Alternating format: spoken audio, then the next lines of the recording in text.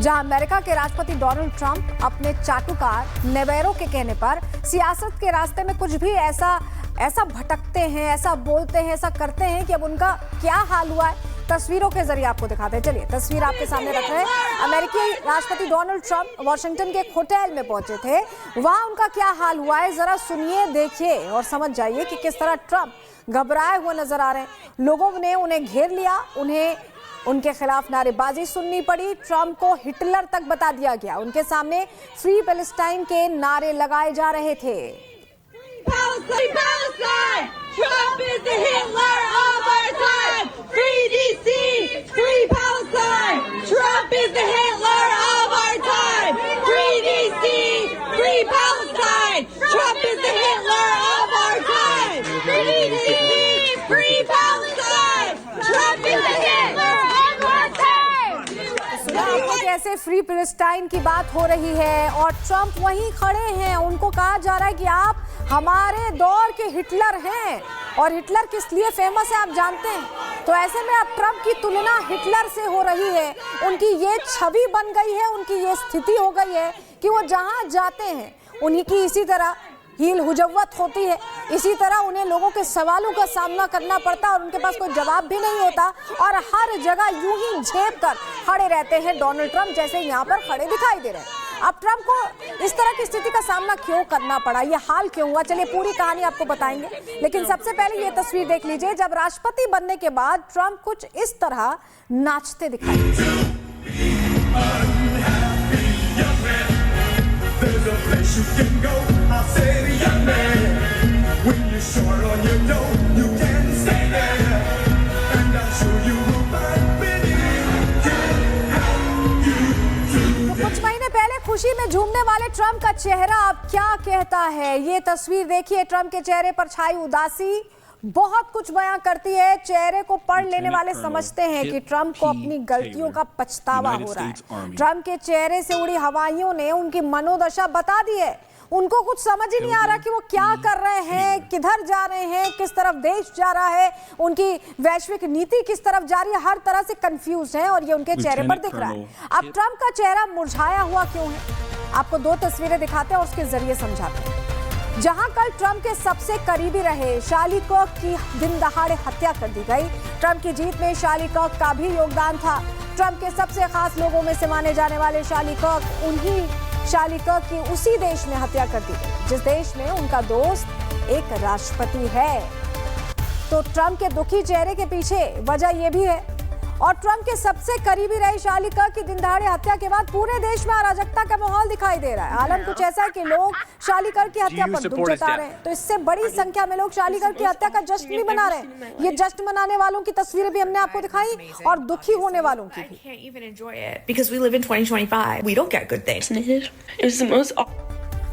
और चलिए अब आपको दो तस्वीरों से समझाते हैं कि ट्रंप के राज में अमेरिका का क्या हाल हो चुका है। अमेरिका की सियासत इस स्तर पर आ चुकी है कि एक इंसान की मौत के बाद गम मनाने से ज्यादा संख्या वहां जश्न मनाने वाले लोगों की है। अमेरिका में राजनीति का ये सबसे गिरा हुआ स्तर है जहां लोग एक इंसान की मौत के बाद उसकी सियासी विचारधारा से उसकी मौत पर प्रतिक्रिया दे रहे हैं। And I really don't want to hear any moral superiority from the people who were just left. Do you support his death? I do. You support his death? Fuck Charlie Kirk. You support Charlie Kirk being killed? America को इस हालत में ले जाने का दोषी कौन है, ग्राफिक्स के जरिए आपको समझाते हैं, पूरी डिटेल इस पर देते हैं। ट्रंप ने सत्ता संभालने के बाद वैश्विक राजनीति पर फोकस रखा। अप्रैल 2025 से सभी देशों पर 10% टैरिफ लगाए गए, जो औसत दर को 27% तक यहां पर बढ़ा गया। इसके बाद ट्रेड वॉर शुरू हो गई, जिससे वैश्विक अर्थव्यवस्था प्रभावित हुई। इंडिया पाकिस्तान सीजफायर का दावा करते रहे, जिसे भारत ने खारिज किया। इजराइल हमास संघर्ष में मध्यस्थता उन्होंने की, लेकिन गाजा पर विवादास्पद प्रस्ताव दिए। यूक्रेन को हथियार देकर रूस पर दबाव उन्होंने बनाने की कोशिश की। युद्ध विराम को लेकर वार्ता की, लेकिन वो भी विफल रही। दुनिया भर में सीज फायर करवाने को लेकर उत्सुक दिखाई दी। नोबेल पीस प्राइज पाने के लिए दुनिया भर के दरवाजे उन्होंने खटखटाए, लेकिन अमेरिका के घरेलू मुद्दों को उन्होंने सिरे से खारिज कर दिया, नजरअंदाज कर दिया। अमेरिकी आलोचकों का कहना है कि ट्रंप ने घरेलू राजनीति की अनदेखी की है। सामाजिक मुद्दे जैसे स्वास्थ्य, शिक्षा, समानता पर कोई ठोस कदम उन्होंने अपने देश के लिए नहीं उठाया। आंतरिक नीतियां अव्यवस्थित रही, जिससे फेडरल गवर्नेंस कमजोर होती गई। तो ये हालात थे अमेरिका के, जहां अमेरिकी राष्ट्रपति का ध्यान दुनिया भर पर था लेकिन अपने देश की हालत पर नहीं था। अब ट्रंप ने पूरी दुनिया पर तो ध्यान रख लिया लेकिन अपने घर पर ध्यान देना भूल गए, और यही वजह है कि अमेरिका का आज ऐसा हाल हुआ। इसके साथ ही ट्रंप इस वैश्विक राजनीति के भी कच्चे खिलाड़ी साबित हुए, जहां उन्होंने प्रधानमंत्री नरेंद्र मोदी जैसे ताकतवर देश को, दोस्त को खुद से दूर कर लिया। ये पहले की तस्वीरें हैं जब दोस्त हुआ करते थे। आज डोनाल्ड ट्रंप पीएम मोदी को बार बार कॉल करते हैं, फोन मिलाते रह जाते हैं। जर्मन अखबार कहता है कि पीएम मोदी उनका फोन ही नहीं उठा रहे।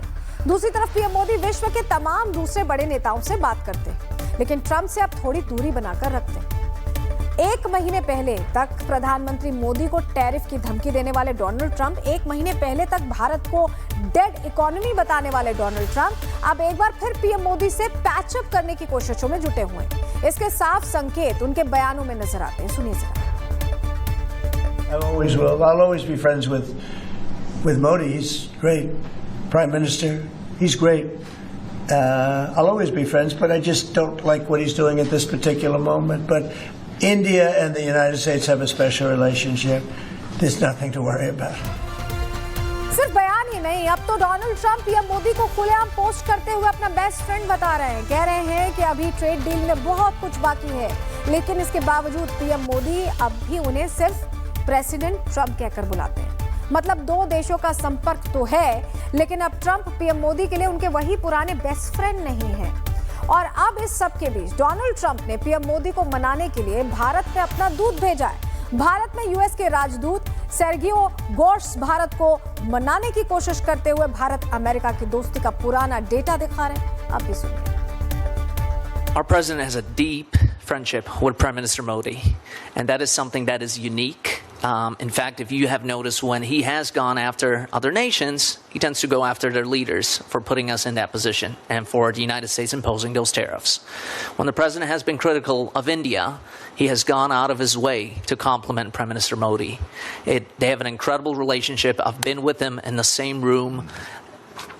We're not that far apart on a deal already on these tariffs. तो ये कह रहे हैं कि हम सौदे से बहुत दूर नहीं हैं, लेकिन सबसे बड़ा सवाल तो ये भी है कि डोनाल्ड ट्रंप और पीएम मोदी के बीच दोस्ती में ये दरार आई कैसे। तो अब ये चेहरा देखिए, इस शख्स को देखिए। आपने बीते कुछ दिनों में ये चेहरा जरूर देखा होगा। इनका नाम है पीटर नेवेरो। दरअसल नेवेरो ही वो शकुनी है जिसने ट्रंप को पीएम मोदी के खिलाफ भरने का काम किया है। पीएम मोदी और ट्रंप की पक्की दोस्ती में दरार डालने वाले भी यही पीटर नेवेरो हैं। और यह खुलासा कोई हम नहीं कर रहे हैं, बल्कि ये बात तो खुद अमेरिका के जॉन बोल्टन ने कही है। क्या कहा है जान लीजिए।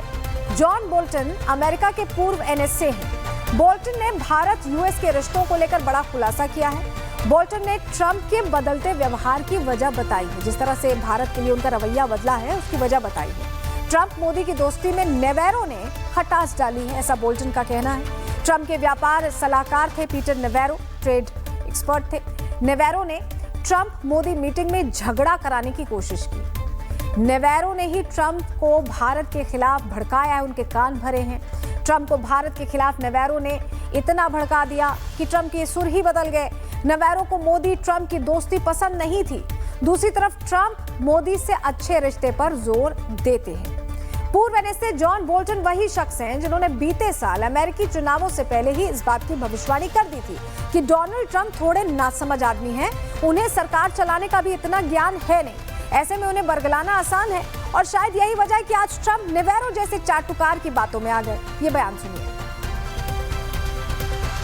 Wrote in a new foreword to the room where it happened that Trump is unfit to be president, and since you were his advisor, you said if his first 4 years were bad, the second 4 will be worse. What are your comments now, sir, since he has been in the White House? Well, buckle up. I think it's going to be chaotic like it was in the first term. You know, Trump doesn't have a philosophy. He doesn't do policy in the sense we normally understand that. His decisions are very transactional, and he has trouble distinguishing between his own interest and the national interest. I think that was evident in the first term. I think it would be even more evident in a second.